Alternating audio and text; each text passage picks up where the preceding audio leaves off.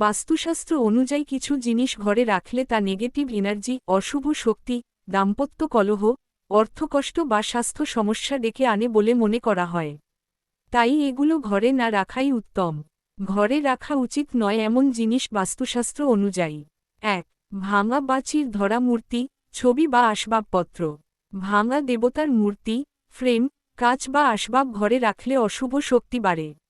২. কাঁটাওয়ালা বা দারুণ কাঁটাযুক্ত গাছ যেমন ক্যাকটাস, বাবলা ইত্যাদি। এগুলো ঘরে রাখলে কলহ, ঝগড়া এবং মানসিক অশান্তি বাড়তে পারে। তবে তুলসী, অ্যালোভেরা, মানি প্ল্যান্ট শুভ। ৩. প্যাঁচা, সাপ, শকুন, বন্যপ্রাণী বা যুদ্ধ, রক্তপাতের ছবি। এগুলো ঘরে রাখলে নেগেটিভ ভাইবস আসে। ৪. ঘড়ি, ক্যালেন্ডার বা আয়না ভাঙা অবস্থায় রাখা।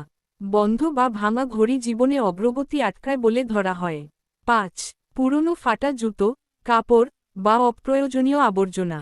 ঘরে জঞ্জাল থাকলে সমৃদ্ধি ও পজিটিভ এনার্জি আটকে যায়। ৬. শোক প্রকাশ বা কষ্টের ছবি।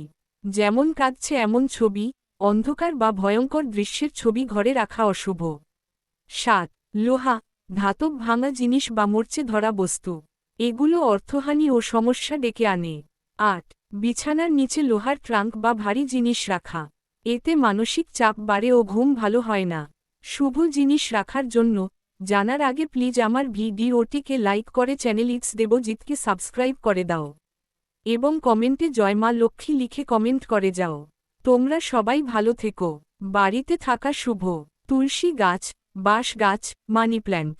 মা লক্ষ্মী, গণেশ, বিষ্ণু, রাধাকৃষ্ণের ছবি বা মূর্তি। জলের ফোয়ারা বা অ্যাকোয়ারিয়াম উত্তর পূর্ব দিকে। সূর্যোদয়, পাহাড়, শান্ত প্রাকৃতিক দৃশ্যের ছবি।